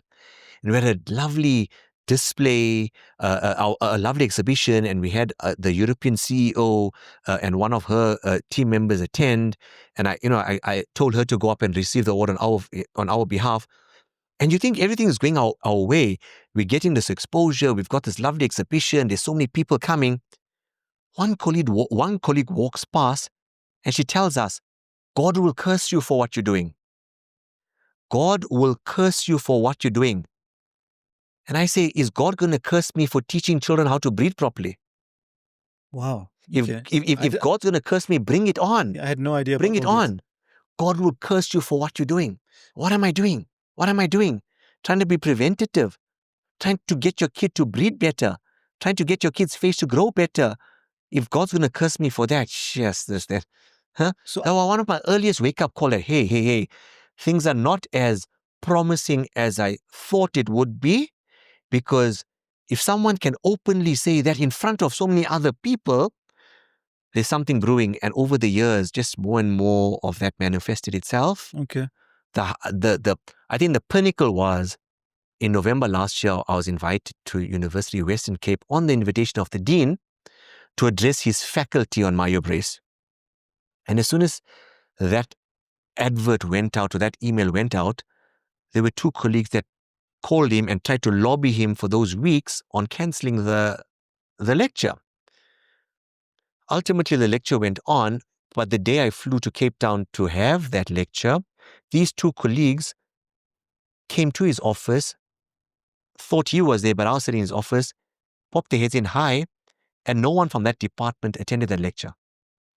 So it's not just ostracizing, right? It's preventing. So is this a controversial treatment? Not at all. How can it be controversial? Can teaching your child to breathe better be controversial? No, I don't know. I mean, if there's people that are trying to... It's only controversial if it hurts your bank account. They're trying that hard to prevent you from... It's only controversial. It's a disruptor. Let's just be honest. I mean, if you had to parallel it, what happened to the taxi association when Uber or Bolt or any of those services came? They are better for the industry, provided it is obviously done within regulation. But you're taking away from the taxi industry. And the only way that those guys could retaliate was to be aggressive and to do the things. But what if adoption is so much more of a better strategy? Is to say, hey, Let's learn. If there is a space, let's work together. That would be much better. Yeah. Conciliation, camaraderie, working together is always the better way to go than being offensive. Okay, I get you. I've read enough between the lines here. So, I mean, are any of your initial detractors now changing their mind? A fair amount. If you go to their websites, have big pages dedicated to Myobrace, right? But they're not big Myobrace users. Okay. So why do you think that's happening? Well, this is fascinating. Eh? Very fascinating.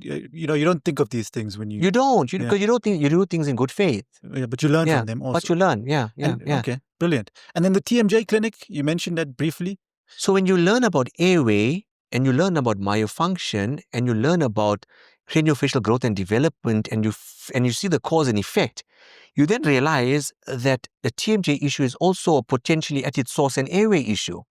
Okay. Right. And if you understand that, then you'll be able to rehabilitate TMJs as well. And I'm saying the word rehabilitate because in the past couple of months, I've attended many workshops and conferences from the other specialities, understanding their view and their take on TMJ. And they're of the opinion that TMJs cannot be rehabilitated. It can only be managed. And we're of the view that it can be rehabilitated and it can happen. So we partnered with the TMJ and Sleep Therapy Centre. It's a global network of 85 centers in 9 countries. And it's been operating for the last 45 years with evidence-based. And there's evidence from 85 centers doing this work every day that a temporomandibular joint can be rehabilitated. So that seems to be my disruptor going forward. Because 10 years ago, people didn't believe that airway and myofunction, if corrected, can prevent malocclusion. Now we're in 7 countries, going to be taking over the 8th country soon. And now those that believe that TMJs can't be rehabilitated will get to see that TMJs fairly much can be rehabilitated, and we're going to show them how. So if they take the same stance that we faced earlier on, then they'll probably experience the same result, right? But if they open-minded and say, hey, if we're of the opinion that it can't be rehabilitated, and here's a guy showing us that it can, if we can learn from each other for the betterment of our profession and our patients, then with pleasure we'll share learnings and everything, because ultimately the more people benefit, the more I can say I fulfilled my Hippocratic oath of doing no harm and doing the best in my patients, and be able to allow others to do that as well. So are you foreseeing that there might be detractors here also with this new initiative?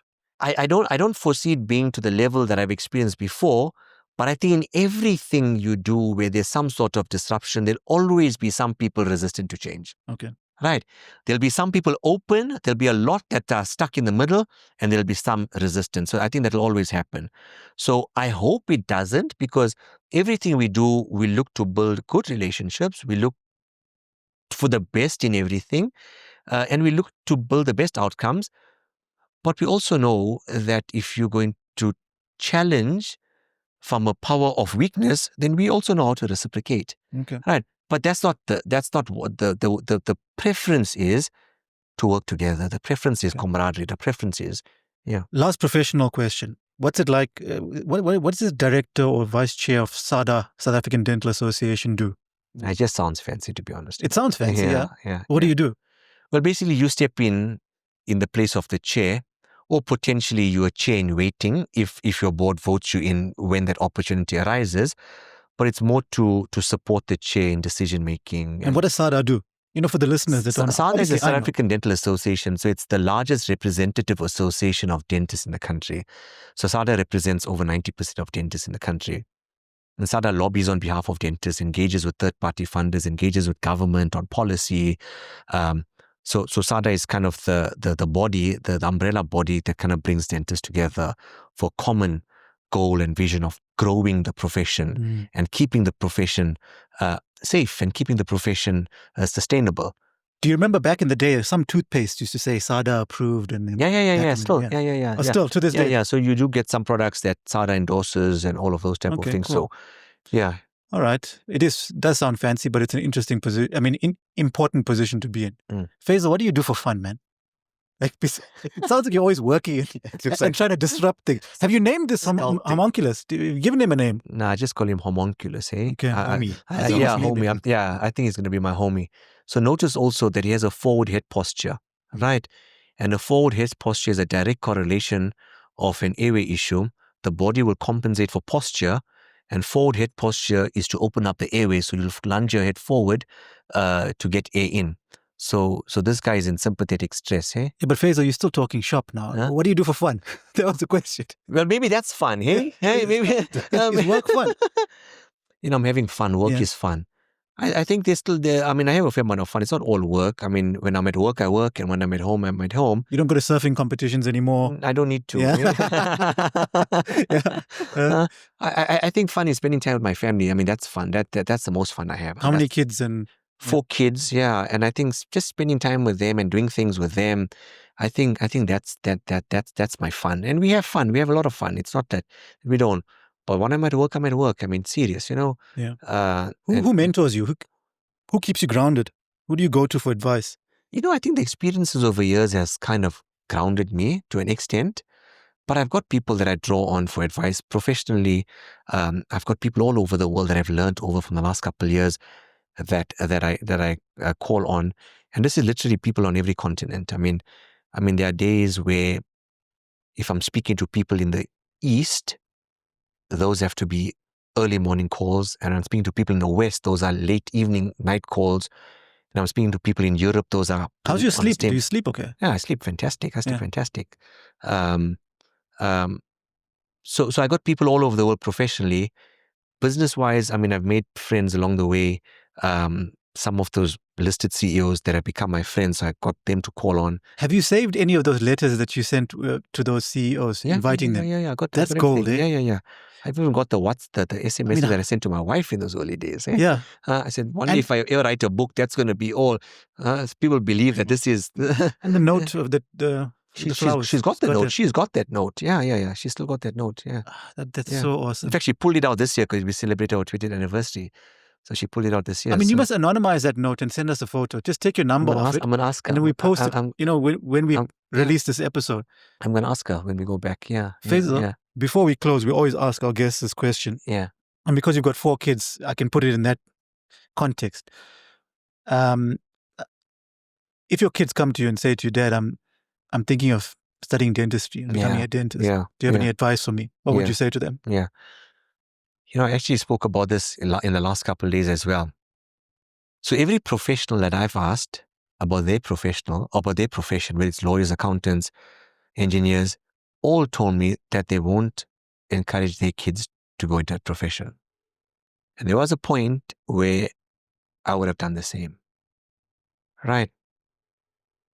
But given the space that I'm in now, and knowing where I'm going, and knowing how receptive patients and the industry is becoming to where I'm going, I think that all my kids should be dentists, to be honest. Wow. Right.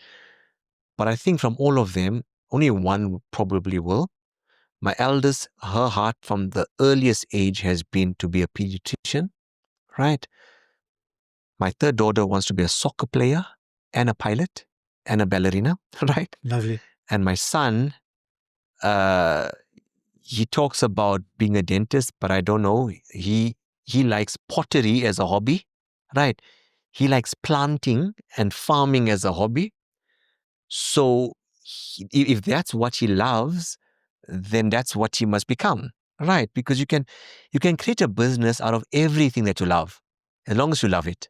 If you wake up every morning with a purpose, then that's not work. That's loving what you're doing. You never have to work a day in your life, right?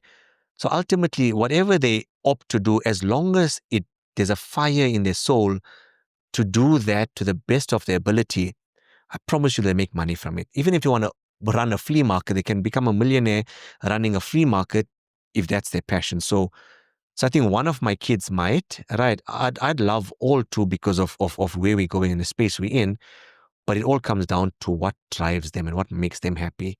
And once they find that, then I can very easily show them and teach them and mentor them on how to build a business, a scalable business around it, and how to make a reasonable living out of it. But I think from them, it has to be the passion. That passion has to come, and then I can show them how to build a business. Yeah, and I'm sure that entrepreneurial gene is passed on. will be passed on. I think it has, because they have taken many initiatives over the years to do this, to sell, to do that, to create that. My two elder daughters were a few years ago featured as one of Mandela, when it comes to that Mandela around his birthday on News 24, Young Mandelas. They were featured as Young Mandelas because of the philanthropic work that they've been doing through school out of their own initiative. Wow. Out of their own initiative. Yeah. So I think if that's some of their own initiative, it all comes down to your own initiative. You've got to take that step. And if they take those steps, there's no reason for the world to shut. So you're a proud dad, yeah? Yeah, I'm proud, very proud. Are they proud of you? Did they tell you that? I hope so. Did they ever tell you that? I've got a 5-year-old daughter, so I don't know how it goes as they get older. Must ask them. They probably think this oak is always talking to people all over the world, fighting with people, talking about breathing. I don't know what they think. I always get this perception that everybody's parents embarrass them somehow. So I'm sure you also do that somewhere along the line. I don't know. No. I don't know. I'm super proud of them. I think they got their heads. I think they got their heads in the right place. I think my two elder daughters are they're up at 4:30 to go to madrasa because they by hearting the Quran, right? So every day their routine is 4:30 in the morning. So their day starts at 4:30. The day ends at 8, 9 in the evening. So they have a full day at school. Then they've got to learn for the next day. So I think they've got their priorities in order. So I think, if you have that, it's already the ticket to the game. And if you have discipline from a young age, like just waking up at 4:30, if that becomes your norm, the most successful people in the world wake up at 4:35, right? If that's your norm, there's no reason you won't be successful in anything that you do, provided you persevere and you work hard, because nothing comes easy. You got to persevere and work hard. And if they have those skills and they trust those skills and they trust those values, I think anything they touch, they'll be, or anything anybody touches should be successful. They should be successful at it. Yeah. So Faizel, if they're not proud of you, I'm proud of you, because this is the second time that we've had a podcast here together at this place. And the common denominator, apart from the perseverance that I know that is innate in you, is the fact that when we're talking about them getting up early, your kid, it's almost 2:00 on a Saturday afternoon when your kid is sitting here with you. And at the previous podcast, they were also here with you. Yeah. They love being part of. Yeah. Exactly. And I love making them part of it as well. Yes. And that's something unusual for me to see. Normally kids don't want to be part of this sort of stuff. It's boring for them. And even on that other podcast, they were sitting there taking notes and giving you props. So kudos to them. Well done. They're my biggest critics. With other people you can shy away, but if your wife and kids tell you, Dad, but this is not, and this and your but that's wife, why I asked you who keeps you grounded. If they say this is not on, sure, you gotta make sure you fix it, because So you can't argue with them. You can't. Exactly. But they're your mirror, actually. I'm proud that you're an inspiration. Thanks. Because the stuff you're doing, I love innovation and technology, especially, and especially when it is holistic, as Myobrace and the TMJ Centre is. I do so much of Botox here, it's actually ridiculous, and I hate doing it. I try and get my patients to try and sort out their bruxism in a very holistic way. And I'm actually losing money on Botox. Because I'm still doing it at a cost from 5-6 years ago that I used to do it. So I'm excited to actually start sending my patients to this TMJ Centre. We did attend the course. And I think if any of the listeners who do have bruxism happening, they should probably reach out to us and figure out a way how to holistically sort this out. And first, do no harm principles, and well done to you for persevering. And we are excited to see what's to come. Thank you. Yeah, thanks for giving me the opportunity. As I'm saying, I think through these podcasts, I learn a lot as well, because you don't connect the dots, and this allows you to connect dots, right? So, I've learned a lot from this last 2 hours. Can't even believe it's 2 p.m. already. But thank you. I think you guys are doing some wonderful things as well. The guests that you've had on your show previously are, all movers and shakers in their own way. So I think by you creating a platform to highlight that, and asking the questions that you guys do ask, right? I think it's important because what you're ultimately doing is going into someone's mind and trying to get out what's been locked away because you're moving on in life and you don't think about these things. So yeah, it's lacquer. It's yeah. And if people can learn from the lessons, I think that's more important, right? If people cannot make mistakes because they've learned certain lessons from other people's mistakes, I think that's the key to this whole thing is that learn from other people's mistakes and try and make less and less and less mistakes because life is all about mistakes. You're not going to get everything right all the time. Faizel, thanks for sharing your precious 2 hours with us. It's Saturday, you've got family time, and thank you for being so open. And I'm very sure that people are going to learn from this. I know I have. Yeah, thank you. Thanks so much. Yeah. Thanks, buddy. Cool. Thank you. Sweet.